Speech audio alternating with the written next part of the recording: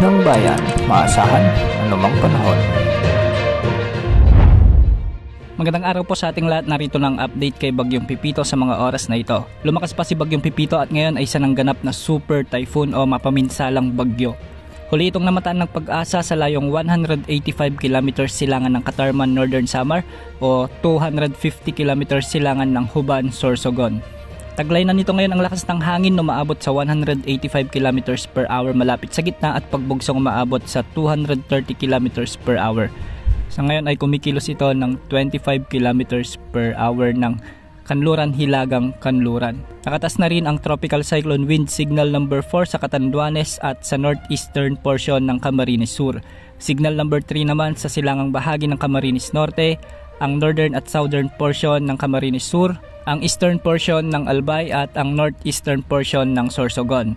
Sa Visayas nakataas din ang signal number 3 sa silangang bahagi ng Northern Samar at sa northern portion ng Eastern Samar. Nakataas din ang signal number 2 sa southeastern portion ng Isabela, sa may Aurora, Quezon Province, ang eastern portion ng Rizal, sa Laguna, ang nalalabing bahagi ng Camarines Norte, ang nalalabing bahagi ng Camarines Sur, ang nalalabing bahagi ng Albay, ang nalalabing bahagi ng Sorsogon, Burias Island at Ticao Island. Sa Visayas, signal number 2 din sa central portion ng Eastern Samar, ang northern portion ng Samar Province at ang nalalabing bahagi ng Northern Samar. Samantalang signal number 1 naman ang nakataas sa halos buong central at northern Luzon.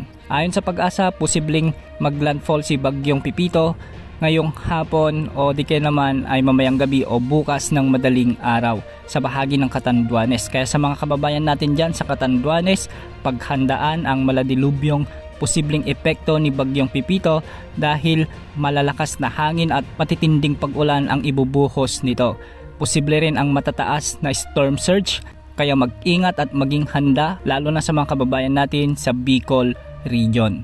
Hindi rin inaalis ang posibilidad na maglandfall sa silangang baybayin ng Camarines Sur o di kaya naman sa Albay sa parehong time frame nito. Maglalandfall din ito sa bahagi ng Quezon Province o Aurora bukas ng hapon o di kaya naman ay gabi habang patuloy na kumikilos ito ng Hilagang Kanluran. Posible nitong tawirin ang mga lalawigan sa bahagi ng Bicol Region, Central Luzon at ilang bahagi ng Calabarzon at posibleng lumabas sa mga kalupaan ng La Union o di kaya naman ay Pangasinan bilang typhoon category pa rin. Sa mga lugar na direktang tatamaan ni Bagyong Pipito, posible ang malalakas na pagbugso ng hangin at matitinding pag-ulan, kaya paghandaan dahil posible ang mga pagbaha at pagguho ng lupa lalo na sa mga mabababang lugar at yung mga lugar na prone sa landslide. Pagkalabas nito sa bahagi ng Catanduanes ay bahagya itong hihina, ngunit magre-re-intensify ito at posibleng mabuo muli ang kanyang mata, kaya sa pangalawang paglandfall nito sa bahagi ng Quezon o Aurora ay malalakas na hangin at ulan muli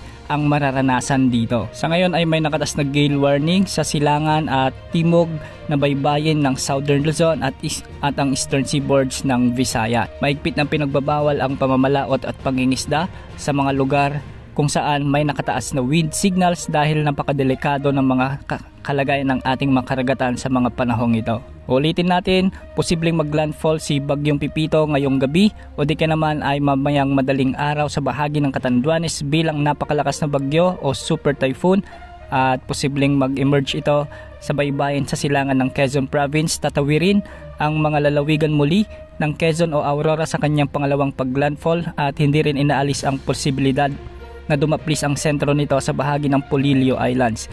Tatawirin nito ang mga lugar sa bahagi ng Central Luzon, particular sa Nueva Ecija, Benguet at La Union.